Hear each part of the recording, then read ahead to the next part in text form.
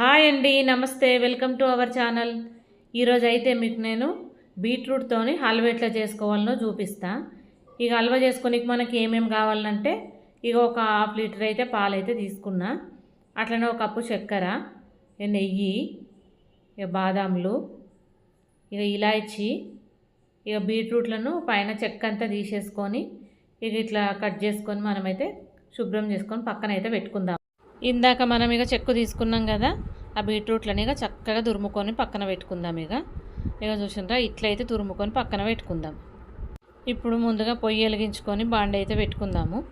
ఇక బాండ అయితే జర వేడైంది కదా, ఇప్పుడు 2 చెంచాల నెయ్యి వేసుకుందాం.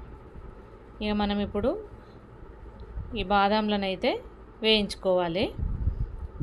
ఇక సిమ్లో పెట్టుకొని వేపుకుందాం, ఇవి మాడిపోకుండా ఉండాలి కాబట్టి ఇక సిమ్లో పెట్టుకొని ఇక మెల్లగా నెయ్యిలు ఇట్లా కలుపుదాం. ఇక చూసినరా ఇట్లా కాగానే తీసేసుకుందాం.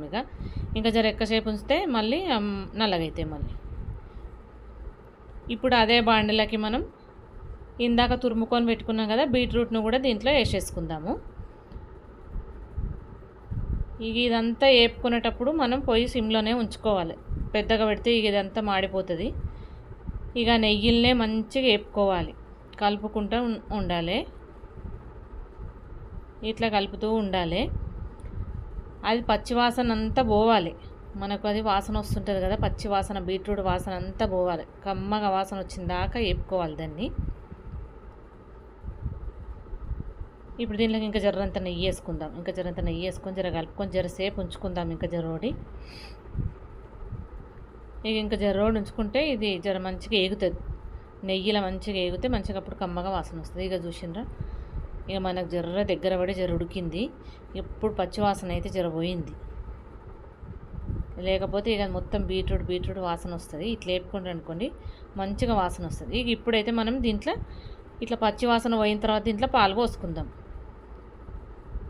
ఇక పాలు ఎంత చిక్కగా ఉంటే ఇక అంత కమ్మగా అవుతుంది ఇది. ఇక చూసిండ్రా ఇక దీన్ని కలుపుకోవాలి. ఇక జర పోయి జర పెద్దగా పెట్టుకోండి, ఏం కాదు. ఇక ఈ పాలన్నీ మళ్ళీ ఎగిరిపోవాలి, అప్పటిదాకా మనం ఇక జర పెద్దగానే పెట్టుకొని చూసుకుంటూ ఉండాలి. ఇక చూసిండ్రా ఇక ఇట్లా కావాలి. ఇక పాలు మనకు సగం కెక్క దగ్గర పడిపోయినాయి. చూసిండ్రా మొత్తం అంతా ఎగిరినాయి. ఇంకా జర్రోడు ఉంచుకుందాము, ఇంకా జర పాలన్నీ పోయిందాక. ఇక చూసిండ్రా ఇప్పుడు ఇంకా పాలు మొత్తం అన్నీ పోయినాయి కదా, దగ్గర పడిపోయినాయి. ఇప్పుడు దీంట్లో ఇలాచి అయితే వేసుకుందాం. అట్లనే కప్పు చక్కెర తీసుకున్నాం కదా, చక్కెర కూడా దీంట్లోనే వేసుకుందాం. ఇక ఇదంతా మంచిగా ఒకసారి కలిపేసుకుందాము.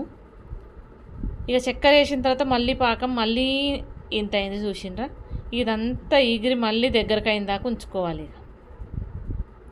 ఇక అప్పుడే హల్వా అయినట్టు ఇక మనకు లెక్క. చక్కెర వేసిన తర్వాత మళ్ళీ దగ్గర పడేదాకా ఉంచుకోవాలి. ఇక అదంతా పాల రసం ఉంటే మంచిగా ఉండదు. ఇక ఈ బాదం ముక్కల్ని కూడా దీంట్లోకి వేసేసుకుందాం. ఇక వేసుకొని ఒకసారి కలుపుకుందాం. ఇక ఇట్లనే చేసుకోండి హల్వా. ఇక తినని పిల్లలకి ఇది ఏం హల్వానో బీట్రూట్ అంటే కూడా తెలియదు, వాసన కూడా రాదు అసలు. ఇక మళ్ళీ చేసి పెట్టమనుగా అడుగుతారు చూడండి. ప్లీజ్ మీరు లైక్ చేయండి, షేర్ చేయండి, సబ్స్క్రైబ్ చేయడం మాత్రం మర్చిపోకండి.